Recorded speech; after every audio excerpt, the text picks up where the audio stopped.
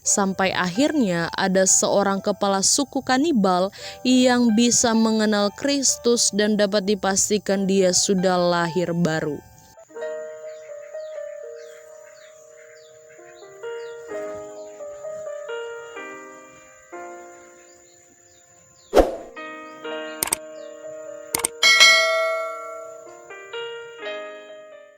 Shalom saudara terkasih, puji Tuhan kembali lagi di YouTube channel ini. Dan video kali ini aku akan membahas kisah misionaris dari seorang John Gibson Piton.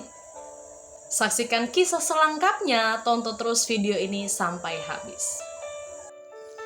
John Gibson Piton lahir pada tahun 1824, adalah seorang Skotlandia yang sangat berani bahkan rela untuk memberitakan Injil pada kaum atau suku kanibal.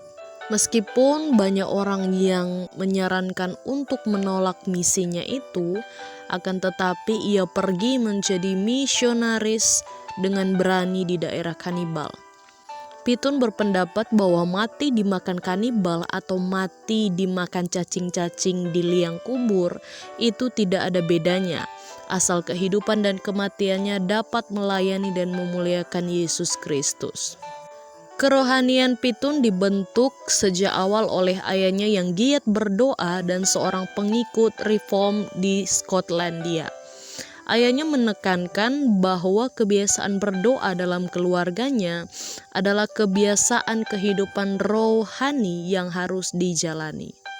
Kebiasaan-kebiasaan inilah yang membuat Piton menyerahkan jiwa dan rohnya kepada Allah untuk menjadi misionaris. Ia melamar menjadi seorang misionaris, kemudian ia ditempatkan di kota Glasgow. Piton banyak sekali melakukan pelayanan seperti kelas pemahaman Alkitab, persekutuan doa, kelas katekisasi, dan lain-lain. Sampai akhirnya Tuhan menaruh kerinduan kepada Piton untuk pindah dari Carlton ke daerah Samudra Pasifik Selatan. Sebab dia sadar bahwa pelayanan di Carlton banyak yang dapat menggantikannya, sedangkan di daerah Samudra Pasifik Selatan tidak ada yang mau pergi ke sana untuk menjadi misionaris. Piton pun kemudian mengajukan diri ke New Hebrides Mission, kepulauan yang terletak di Samudra Pasifik Selatan yang terdiri dari 30 pulau, berada di dekat Austria dan Selandia Baru. Piton dan istrinya tiba di Pulau Aitium, pulau paling selatan dari kepulauan New Hebrides. Di sana Piton bertemu dengan para misionaris yang sudah lebih dahulu datang. Lalu mereka pergi ke Pulau Tana. Sesampainya di Pulau Tana, di sanalah pertama kali Piton mendengar kabar bahwa terdapat peperangan antara orang-orang pelabuhan dan orang-orang pedalaman. Orang-orang yang terbunuh dalam peperangan tersebut dimasak dan dimakan dalam jumlah besar di mata air yang mendidih. Selain itu, Piton juga mendengar kisah bagaimana ketika seseorang meninggal, istrinya dicekik sampai mati dengan alasan agar dapat menemani suaminya ke dunia lain dan terus menjadi pelayannya. Lalu janda-janda atau istri-istri, bahkan bayi-bayi dan orang tua yang berusia lanjut yang tidak dikehendaki untuk hidup dibunuh dengan sesuka hati. Di tengah kengerian yang demikian, Piton sering bergumul kenapa ada orang-orang yang demikian. Apakah mungkin menjelaskan Kristus kepada orang-orang seperti mereka? Apakah mereka dapat hidup lebih beradab dan penuh kasih? Meskipun bergumul demikian, Piton sangat rindu untuk mengabarkan Injil dengan bahasa mereka. Akhirnya Piton dengan rekan-rekannya yang lain ditinggalkan di Pulau Tana untuk hidup di sana, belajar mengerti agama mereka dan mulai mengabarkan Injil kepada penduduk pulau tersebut. Lingkungan rumah tersebut begitu tidak sehat. Mereka sekeluarga terkena demam. Ketika istri Piton melahirkan anak pertamanya, dalam 5 minggu istri dan anaknya meninggal karena demam. Pelayanan misi Piton di tanah penuh pertentangan dari orang-orang suku asli. Serangan ilmu hitam, tombak, dan senapan pernah mengancam nyawanya. Ketika pelayanan misi semakin sulit, Tuhan tetap memberikan kekuatan dan pengharapan kepada Pitun. Sampai akhirnya ada seorang kepala suku kanibal yang bisa mengenal Kristus dan dapat dipastikan dia sudah lahir baru. Pitun kemudian memutuskan untuk meninggalkan tanah, karena tanah belum menghasilkan apa-apa dan misinya pun sudah dibubarkan. Pitun memutuskan untuk pergi ke Austria demi menjelaskan dan membangkitkan pekerjaan misi yang ada di tanah. Sesampainya di Austria, Pitun berjuang untuk mendapatkan akses ke gereja-gereja demi membagikan pengalaman pelayanannya di tanah di suku kanibal. Dan tujuan utamanya adalah mengadakan kapal misi untuk membawa para misionaris kembali ke tanah. Meski banyak orang yang menganggap Pitun hanya mencari sumbangan saja, tetapi ia berprinsip bahwa semuanya dia lakukan untuk pelayanan misi. Usahanya pun membuahkan hasil.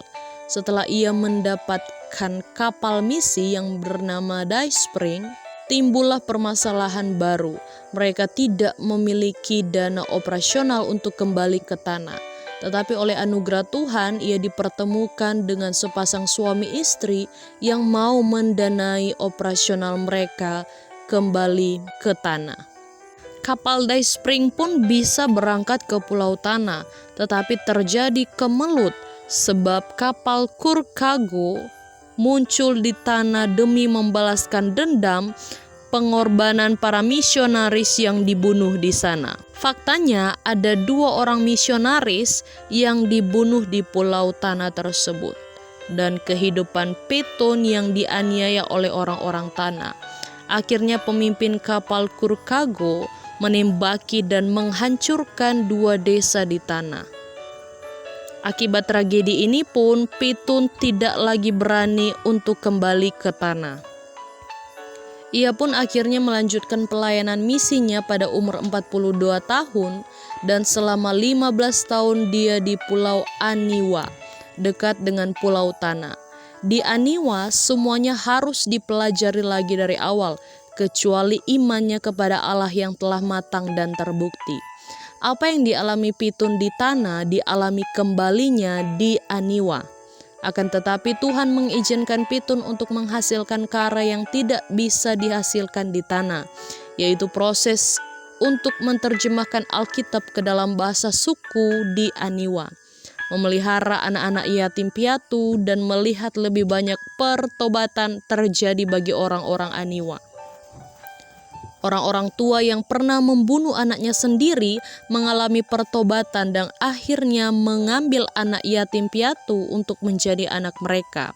Ada seorang suami yang membunuh istri pertamanya supaya bisa memiliki perempuan lain. Lalu perempuan yang menjadi istri kedua ini membawa suami tersebut dan anak-anaknya untuk percaya kepada Kristus. Gereja mulai didirikan dan kekristenan pun berkembang di Aniwa. Setelah di Aniwa, Pitun pergi mengelilingi dunia untuk menghadiri pertemuan-pertemuan gerejawi.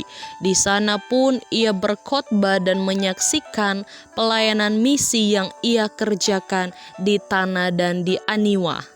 Pada umurnya yang ke-82 tahun, kesehatan Pitun semakin memburuk.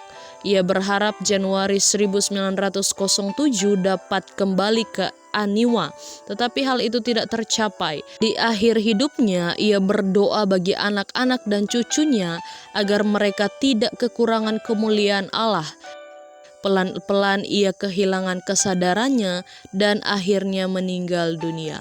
Selama lebih dari 50 tahun, ia mengabdikan diri menjadi seorang penginjil, khususnya bagi kepulauan yang ada di New Hebrides. Puji Tuhan, itu dia kisah dari misionaris John Gibson Pitun yang sangat menginspirasi anak-anak Tuhan untuk tetap berjuang di dalam pelayanan pekerjaan Tuhan. Nantikan lagi kisah-kisah terbaru dari channel ini. Tuhan Yesus memberkati kita semua. Jangan lupa like, comment, and subscribe. Dan share video ini sebanyak-banyaknya biar banyak yang memperoleh pengetahuan tentang pemberitaan Injil dan tokoh-tokoh Kristen lainnya. Tuhan Yesus memberkati kita semua. Shalom.